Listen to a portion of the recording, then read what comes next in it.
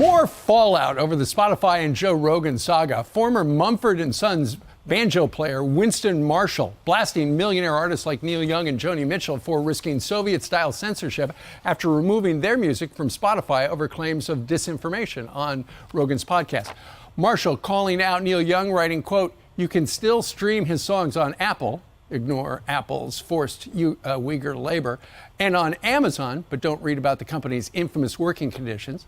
Keep on rocking in the free world, Neil," adding, "This campaign is a clear stand against the cultural norm of free speech."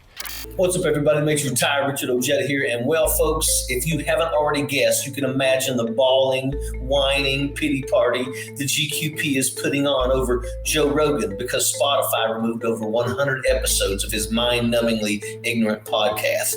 Could it be Rogan's repeated use of the N-word and blatant COVID misinformation?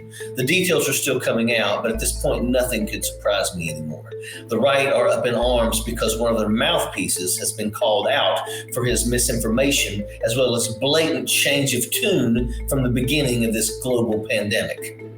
Cancel culture is the title that they've given it. The woke mob is after Joe Rogan with torches and pitchforks, saving Fox viewers.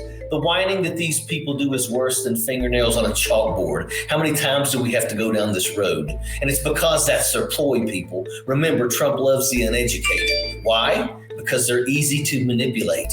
5 minutes into a Fox News program and the lobotomy has already started. By the time the credits roll, these jackaloons are a walking pull-string doll, spouting GQP propaganda verbatim with no remaining free will. Republicans in recent years have gone full tilt to victimhood. It's a complete mental complex to them now. Tears are welling up inside them for events that haven't even happened yet, so they can cry that their free speech is being attacked. Nobody's attacking their free speech. We hear your lying, your misogyny, your racism, your xenophobia, your hate speech, your disdain for democracy, and your quest for wealth and power loud and clear every single day. But when that's your argument, that you have no argument, that the summation of all your intellectual efforts, that the culmination of all those public dollars and campaign donations to supposedly find ways to better this country result in let's cancel Dr. Seuss and Big Bird because Joe Rogan got a black eye and we're going to take our ball and run home, then what you have, folks, is not a political party. It's a propaganda machine. They've got to play the victim. They've got to find ways to put their alternative facts on par with actual facts based in observable reality. You know, the place every other human resides in whose nose isn't shoved up Trump's rump. They've got to say drinking urine is just as viable a cure for COVID as a vaccine developed and reviewed by independent career scientists throughout the world. And 5 days before that and 5 days after, they'll say COVID is just a Democratic hoax. I'm really sad for this country that so many of our citizens can have the wool pulled over their eyes by some of the dumbest people on the planet.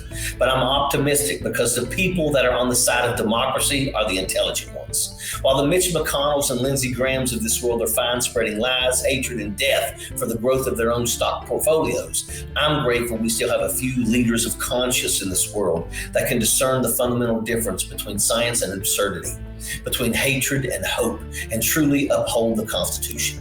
Because the other side is going to continue to wrongly use it to pawn off their shtick, banking on the idea that people don't know the first thing about it. And it's time to start changing that. Sappers clear the way, airborne all the way.